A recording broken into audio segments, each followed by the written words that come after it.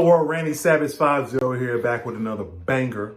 This one will be a review on the Crimson Trace CMR-208 flashlight, as well as the 209 flashlight.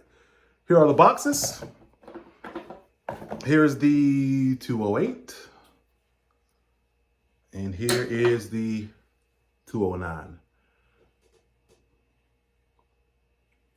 Looks good, right?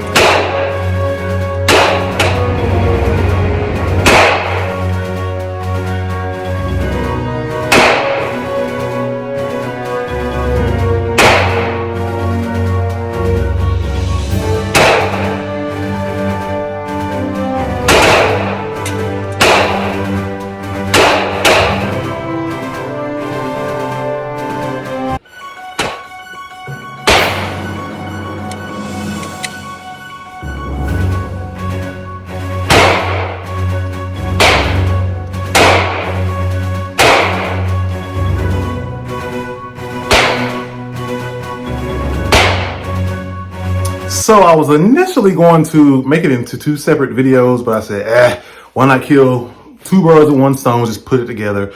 If you're looking for a CMR-209 or 208, you're going to come across a video for one or the other. So why not just converge it together? You'll be happy, right? Happy with having it in one instead of trying to find two. Where would I start? You just saw me shooting my weapons with both flashlights. The first weapon was that Glock 19X and the Glock 19 Gen 4. So let's look at the, my favorite one is the 209. So I'm gonna do the 209 first. Here she is. I'll start with this. What is my purpose with this light? My purpose with this light, and I'm going to get it ready. Now, one issue with it that I noticed, it doesn't have the little screw that you can release or unscrew with your finger like the TLR1 does, or maybe a Streamlight or something like that, where you can release it like that. You have to actually get a flathead screwdriver or a key or something to use it to loosen up the screw. That's kind of a bummer. But what is my purpose with this light? My purpose with this light is to use it on my primary weapon now, my handgun, which is the Glock 19X, whether that's for the shit hits the fan moment, or any kind of training where I'm wearing my battle belt, or any kind of range training where I'm trying to just, continue to test out the light. That's it. I'm not using it for concealed carry. I'm not doing any of that stuff with it right now. Strictly using it for those moments. So that means I'm not going to use it that much. I mean, shit may hit the fan. You never know. And I'll have it ready, or when I'm out in the field using my belt, doing some kind of combat course or something that requires a flashlight, boom, it's going to be used. So that's my purpose for the light. I went ahead and unscrewed it, and I'm going to go ahead and put on the Glock 19X, because that's going to be the primary weapon that I will use it on. And I love the way it sits on it. I'm going to put that TLR1 back on the 19 Gen 4, the Glock 19 Gen 4, so you can just kind of get a feel of the size. Like, this is how that looks on this weapon, and this is how this looks on this weapon. Now, both weapons are clear. There's no mag. I cleared off scene, but some people still have a problem with that. It's clear. There you go. It's clear. So you see how large the TLR1 is compared to this CMR-209, but they both have great functions. They both work. They both are pretty bright. I really enjoy it. But my main thing, I really wanted a light that was the flat dark earth color, but it's cool. As long as it's like sleek and not as big as this. See how big that one protrudes? I really wanted something that kind of was more flush into the weapon. So I chose to get this one. Now, one of the complaints that you will notice online when you look at reviews of this flashlight is that it's sensitive. Like the button is very sensitive, which it is. And some people say when they're drawing it from their holster, they'll accidentally cut their light on. Like, I guess it'll rub against their holster and cut the light on for some reason. But I haven't had that experience. I've put it in different holsters and I haven't had it happen to me. So here it is. It is made out of plastic. That's one of the drawbacks that people say, especially compared to this 209, which is aluminum. So we'll get to that one. But it is made out of plastic. But does it hold up to recoil? Obviously, you've seen that it does. I've only shot, granted, maybe around 100 rounds through the weapon with the light on it. So there's no telling if the shock will cause it to go out here at 200 rounds, 300 rounds. That's one of the other drawbacks I saw, is that someone said at 100 rounds, my flashlight stopped working. So I'm not experiencing that at this point, but obviously there'll be further testing. But for what I want to use it for, I'm good right now, right? So there it is. There's the housing of it. It does have two paddles, one on each side, where you can activate it from there or activate it from there. You can hold both sides or just hold, they'll press one and it'll come on like that. Press on and off, or you can hold both sides and it'll come on like that. We can just press and release to have it come off and on. It takes one battery. Unscrew the top here. That does have an O-ring on it, so that helps. There is I guess that makes it a seal for any kind of water to not go into the battery compartment to cause it to mess up. It does take one CR2 battery, which comes with it in the package, which I'll show you here shortly. Screw it back on. It feels like it's pretty strong. It doesn't feel like, since it's plastic, that it's just going to break on me. I'm pretty happy and pretty pleased with how it's kind of holding up so far. I'm not going to drop this and put it in water yet. I know some people do those torture tests. I'm not going to do that right now with my brand new sexy flashlight. At least in my mind, it's sexy because it's pretty flush onto my 19X. Does it fit in holsters? So the Glock 19 X or the normal one, I usually like the TLR ones on. Obviously, it's a lot skinnier than the TLR one, a lot shorter. Here is a holster for the Glock 19 with the TLR one flashlight, and it fits in there because obviously it's a lot skinnier and a lot shorter. Now I probably would have to adjust the retention if I didn't want it to fall out, but if I was in a pinch and I needed to put it in the holster to go, concealed carry, it'll work, right? It'll work. And I have a little bit of girth about me, so it's not like it's going to fall out if I'm falling downstairs or something. But yes, it will fit in there. There's no retention unless I tighten it up more. I'm not going to do that because it's perfect for my TLR1. Yes, it does work in my holster that I have for my battle belt. Now, obviously, like I said, it's skinnier, so it will fit in there perfect. It's in there. There we go. And no, I don't have that problem of the light accidentally cutting on from going in and out of the holster. You can clearly see that. So there it is. I've edited or tweaked it a bit. Got my little tan magazines in there to match the weapon. I love it. So yes, this is still going to be the weapon that goes with me when stuff goes down. So only complaint that I have so far with this light is that I have to have a screwdriver or a key, like a key that's in my pocket on my keychain does work with it, but I have to have a screwdriver to get it off of the weapon. That's a bummer to me, but oh well. I'm gonna go ahead and take this off and show you the box, and then we're gonna move on to the CMR-208. All right, I took that one off. All right, here's the box for the one I just showed, the 209. Here she is. It doesn't say anything about waterproofing, but it says Railmaster for most pistols with Picatinny and Weaver style accessory rails. Free batteries for life, 1 year warranty. So this is what you do. You go online with the website they provide,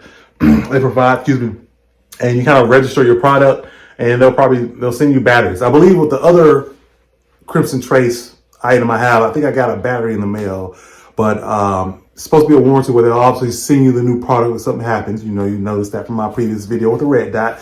But I believe also you'll get a battery. I can't remember. That wasn't the focal point for me. But here's the box, front side, side, the other side, top side, bottom, and part that people like to read, the blurbs.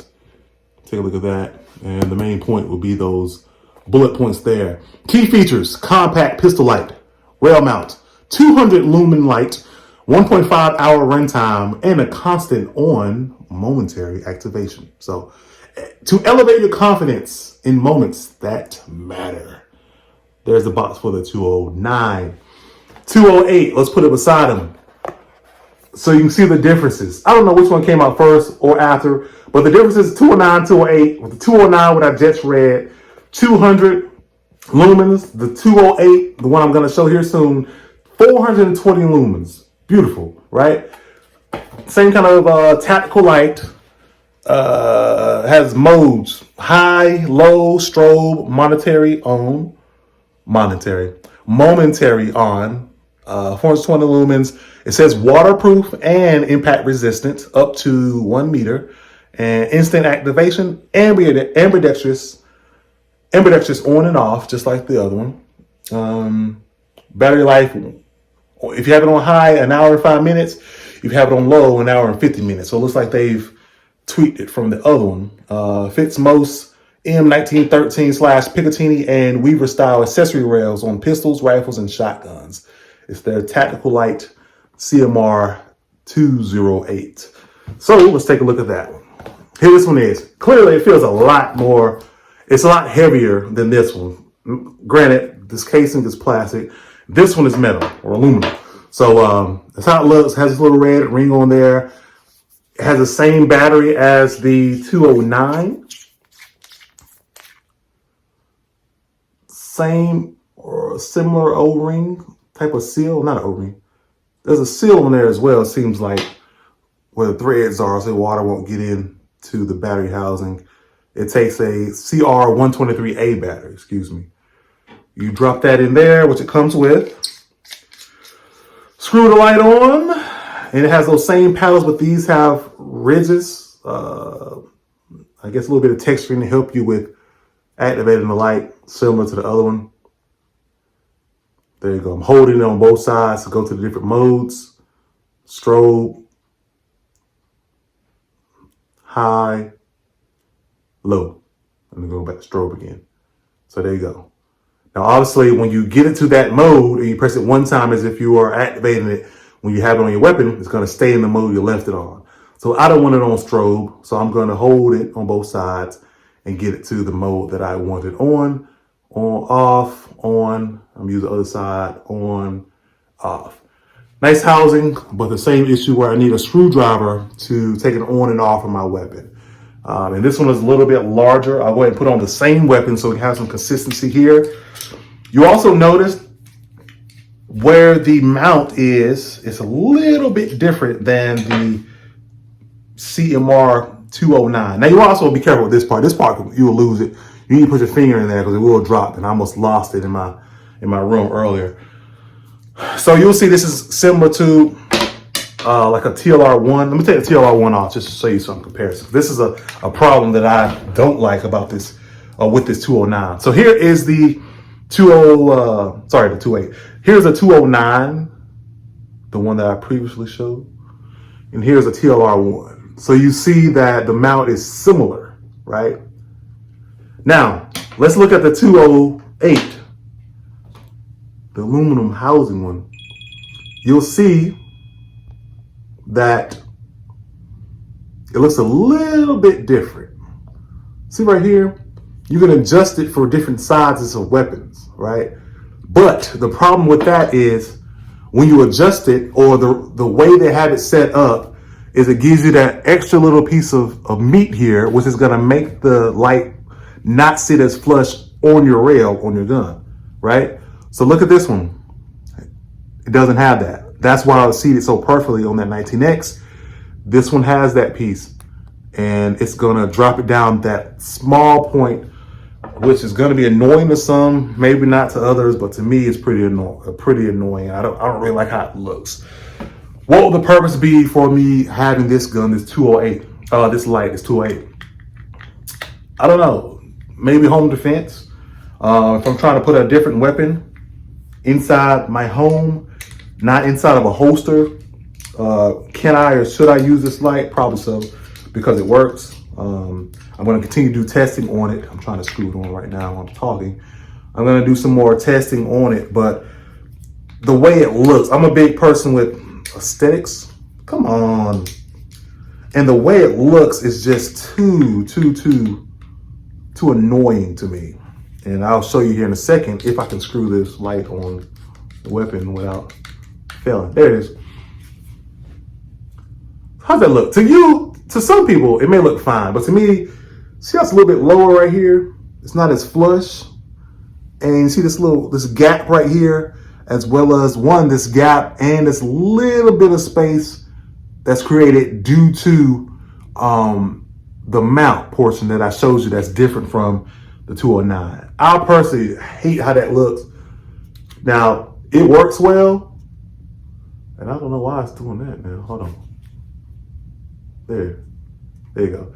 It works well, and it doesn't have that problem where the button is as sensitive as the 209. Now, from having both of them, I like that it's not as hard to press the paddle on the 209. Now, the 208 isn't bad. You know, you use your thumb to cut it on or use your shooting finger to cut it on. It's not hard to do, right?